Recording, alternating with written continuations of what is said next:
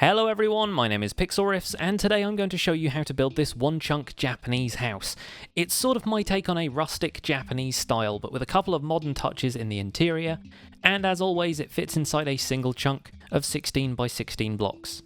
Start by grabbing a shovel and making a 5-block long grass path, then a second path coming around in an L shape that's 7 blocks long. Get some acacia slabs and stairs, and we'll start adjacent to the path here. Using inverted stair blocks will make the house look like it's on stilts, and we'll connect these with acacia slabs, spacing the stair blocks at regular intervals. Make sure you leave a 1-block space around the edge of the house where we can add leaves and bushes later. The back walls are 14 blocks long, starting with a stair and 3 slabs, then a stair and 3 slabs, then a stair and 4 slabs, and a final stair. Repeat the same pattern on the other long side. Next, come around for a 6-block long platform up to the path, and connect it up with the other end. Now fill in a walkway around the front of the house so it's 2 blocks wide most of the way around and 3 blocks wide towards the centre. I'll put some measurements on the screen for you now. We'll use dark oak planks to add pillars, first on the far corner, then on top of every acacia stair block around these 2 long sides. Connect these each with a single row of acacia planks. Fill in on top of these rows with bone blocks, and then join the tops of the pillars with more dark oak. Once we get to the end walls, build 2 windows set into the wall with a dark oak, stair and trapdoor.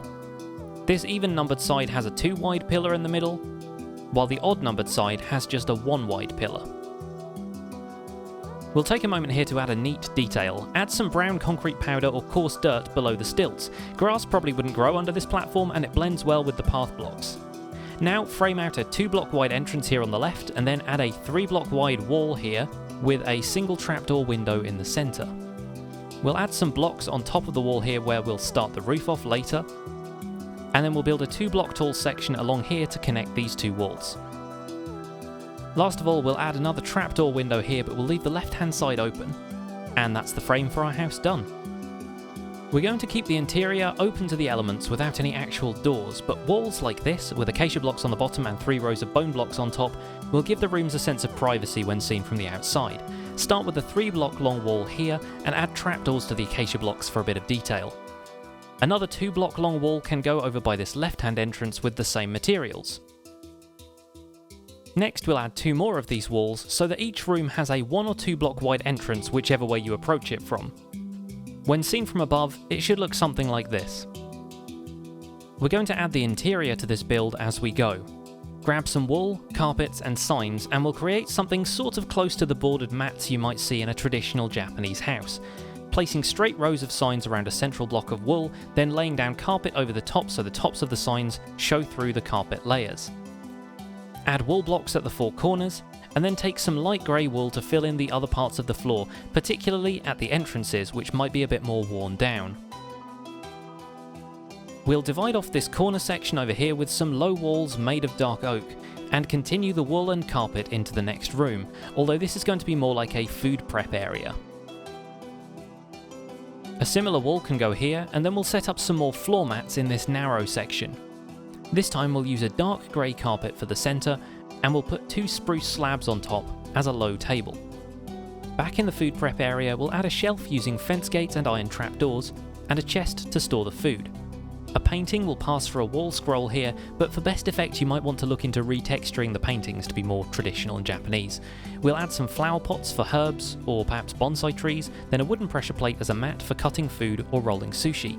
Around the opposite side we can add a partition using trapdoors, and you can use this throughout the house to help the rooms feel separate even though there's limited space.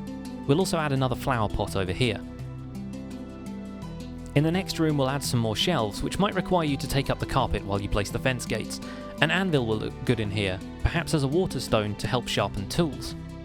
We'll throw in a couple of plants in the corners where they won't be in the way, and then we can create a trim around the top of the room by placing trapdoors at the top of each dark oak pillar, item frames in the corners because trapdoors can't overlap in corners like that, and then fill in the rest with signs to make a continuous border around the room.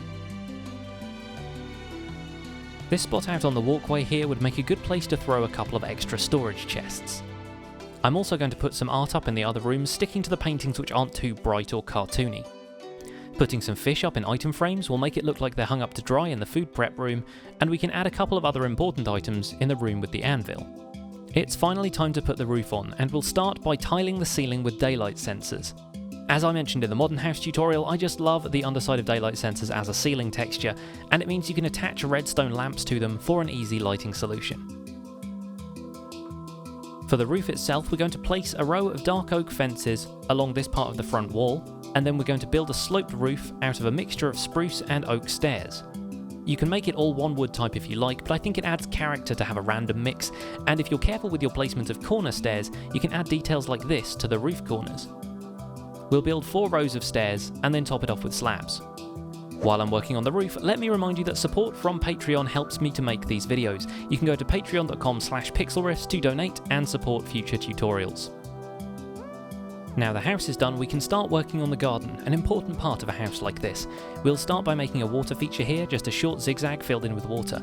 Acacia slabs will make a simple bridge over the top here. Starting in the corner, we're going to build a sakura or cherry blossom tree.